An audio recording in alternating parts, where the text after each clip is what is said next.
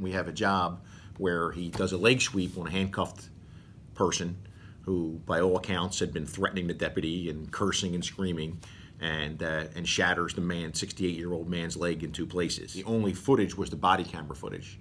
Well, when the lawsuit got filed in November of last year, a whole other video appeared. We had that video slowed down, we blew it up, and clearly, on my heart, I believe that Deputy Jenkins used excessive force. And that's not how we train. At the conclusion of the investigation, I have no other choice but to terminate Deputy Jenkins. This is not, in my opinion, this was not a justifiable use of force. We get abused verbally all the time. People scream at us all the time. That doesn't give us the right to do a leg sweep on a 68-year-old handcuffed man and shatter his leg in two places. He just doesn't do it. You just don't do that. And the deputy's reports do not match what that video shows. The deputy says that he was thrashing about and he was trying to get away and he had to gain the suspect under control. But we train for other techniques to use.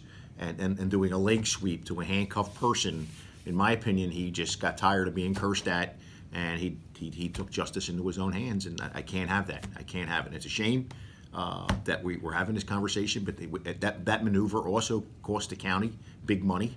You know, today there's a big payout because of that. A message has to be sent. You just don't do things like that to a handcuffed prisoner. Clear to see that the video came in as part of a notice of intent to sue. Did that in any way play into the fact that Jenkins got fired? It was the video, because he had been cleared under the previous administration. This happened before Chitwood was the sheriff.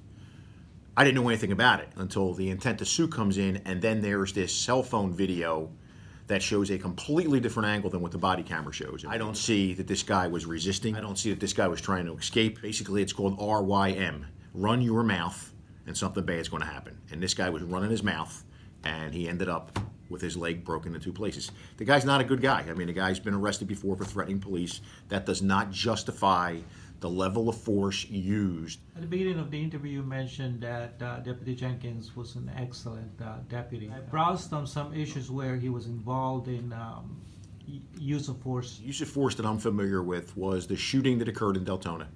He arrived at the scene of a domestic dispute. It's caught on body camera video. As he's walking up in the driveway, the guy fires a flare gun at him. And if the flare bounces off, the deputy's able to take cover. The flare bounces off the side of the car. The deputy then returns fire.